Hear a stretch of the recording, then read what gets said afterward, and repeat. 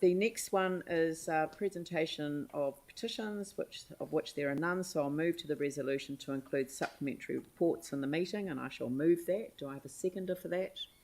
Sarah Templeton. I'll put that motion. All those in favour say aye. Those opposed say no. That is carried. The next item are the minutes, but it's an opportunity for a presentation in person from Te Tira Kahiku and Chrissy Williams, the chairperson, to come forward and present to us. Thank you. Kia ora, Chrissy, and welcome.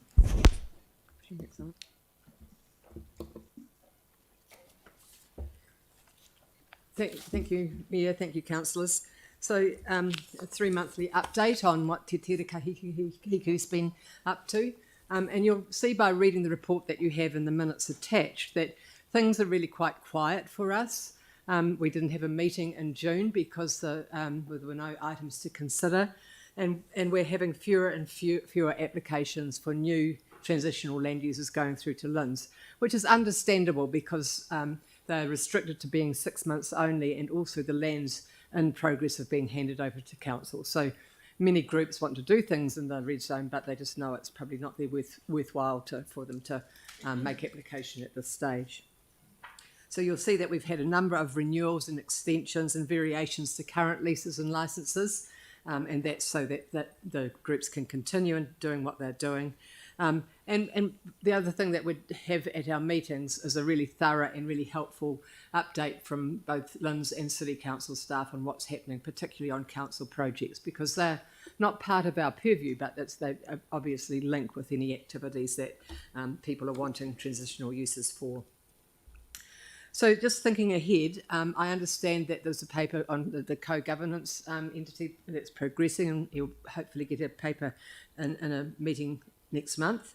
But just some things to think about when you consider that paper. One is, what's the role of Te Tira Kahikuhiku as that group forms?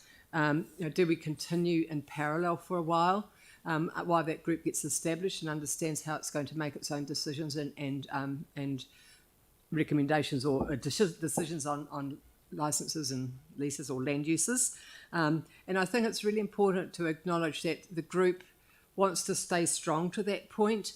A couple of times we've struggled to get a quorum, so there's I think there's a feeling in the group that we're not contributing that much, but I think we need to value our group and just acknowledge the work they're doing, so that the transition is deliberate and that we don't just peter out. So if you could respect that when you think about the co-governance paper you'll get. As land's handed over to council, and it's happening, and LINZ will be completed by the end of the year. We will hope that will be the case. But as the land is in council ownership, the leases and licences existing on that land is rolling over. And so that still creates further uncertainty for the groups on there. They don't know how long their leases will continue. So we do need the co-governance group to get up and running reasonably quickly and to make some decisions about those current leases and licences. And it's important to do it, and important to consider those, because the way that LINZ made the decisions to allow those uses I think will be different for council. You've got different policies, different things guiding you. So it's, in my view, it shouldn't just be a rollover or automatic renewal of those leases. They need to be thoughtful and considered under all of council's policies. So that's something for the co-governance group to think of. And then the co-governance group needs to think how they're going to make their decisions, particularly for the long-term uses and some of the bigger projects that are sort of sitting in the wings waiting for them. So the sort of that 2 phases is what we're currently doing, which feels pretty light, but the interest of TTK in what's going to happen in the future. So that's pretty much it, Madam Mayor, and I've got a long day, so happy to take questions. Thank you very much. Are there any questions for Chrissy? Yanni. Thank you. Just interested, like in the temporary land use application, that the tree planting. So where that planting took place, that's a I mean, obviously planting the trees is a permanent activity. So is that sort of in the plan already? So there's no risk of, Yeah, because that's- yeah, that land's already been handed over to council, so council, I think, Dave? Yep. Okay, so there was also, council applied to LINZ for a lease for that land as well at the same time, but because it was a council application, that's not considered by TTK. So you're seeing half of the process here. Okay. The other half was a direct application from council to LINZ to have that land. I guess what I'm trying to understand is like planting 5,000 permanent trees, which I totally support.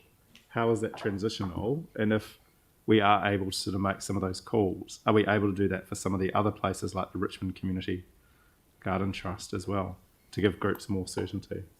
Well, because I mean, it's happened all over the place. There's been a lot of leases, and LINZ puts on a condition that there's to be no permanent planting and things. But I mean, we know it's happening. So that again, that's something that needs to be considered. I mean, Richmond Community Garden is a different activity, but from an ecological restoration, which is a permitted activity, and particularly in the green spine. It's those kind of things, Yanni, I've been talking about. That needs to be some deliberative thinking about what can continue, what doesn't continue. Are they in the appropriate place? Well, that's what concerns me, that these are happening ahead of having that in that group.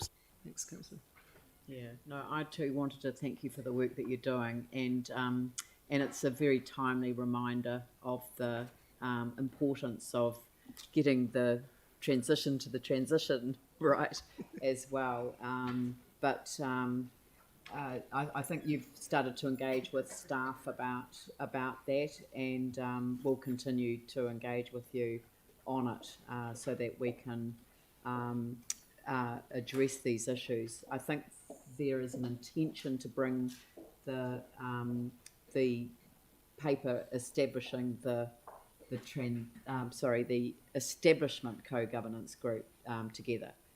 So we have names that just need to be discussed with the individuals concerned, and then it will come to council. So hopefully that's sooner rather than later.